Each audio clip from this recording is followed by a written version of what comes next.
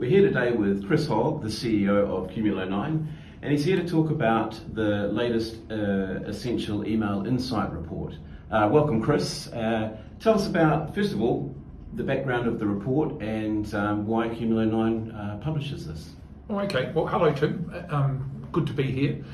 So this is the 6th Essential Email Insights report that Cumulo9's published.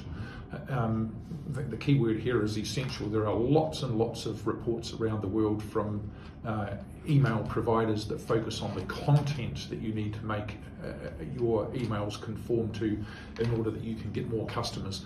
We are focused on the deliverability of essential communications. So this is invoices, statements, pay slips, those types of things, in order that they actually get to people's inboxes and they can pay their bills. Vastly different being able to get money in as opposed to getting a new customer. Great. Sounds like a very valuable report, Chris. Tell us, you've been doing this for, I think you said it's the 6th edition. So what's changed in this latest edition? Anything, any changes or trends that you've seen compared to prior years?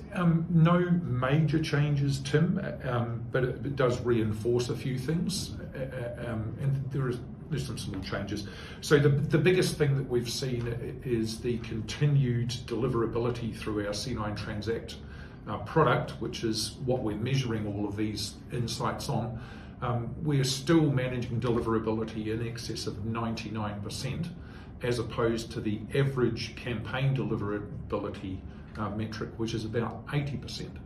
So if you consider you've got 100,000 customers and you're only able to get 80% of their communications delivered, then that's quite a few bills that you're not collecting money on, or you're having to employ a call centre or whatever to make sure they get paid. The other things that we've seen are mobile viewing of emails continues to be really high. So it used to be everybody did things on a desktop, then on a laptop, and then mobile came along as the smartphones came into play. We're still seeing 2/3 of communications being viewed first on a mobile. That's really important. So that says whatever comms you create them for a mobile first environment and desktop later on. And the other thing that's been a bit noticeable since COVID is we've seen more of a smoothing of engagement patterns. So it used to be that you'd see a lot of activity on a Saturday morning. Now that's happening in a much more even fashion across the week. We think that in New Zealand in particular, that could be driven by the fact that lots of people are still working from home a lot more than they are coming into the office. Other than that, open rates are higher on essential email than they are on campaign email, and we think that's because when a recipient receives an essential email, they know who it's from, they've got a reasonably good idea what it's about. It's a bill, so they're going to open it up and have a look at it. Yep. And that, because it's trusted a lot more, we think that gives organisations an opportunity to try and do some cross-sell, upsell within those emails, because they do have a lot more engagement. Awesome, great. It sounds like it's chock full of advice and analysis on the essential email communications. Yes. Chris, what would be your recommendation to organisations that are viewing the report or watching this video? How can they use that information or these insights, or this insights report, to improve their digital communications? So certainly all of the advice that's given by the various companies around the world that produce the other reports around how you should structure your content, that's absolutely valid. But at Cumulo9, the C9 Transact product is focused on making sure that the plumbing is absolutely correct in order that your content can be delivered through that plumbing. So whether it's DNS, SPF, TLS, DKIM, DMARC, all of these fancy acronyms, all of that stuff has to be perfect, and that's where we can help you to make sure that your deliverability is as high as possible. Great. Okay. All right, and look, for someone that's watching the video here, and they want to download that report, how do they find it? Well, they can go to our website, so cumulo9.com.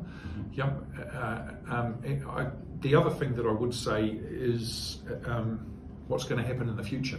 Yes. Right? So obviously everybody's talking about AI.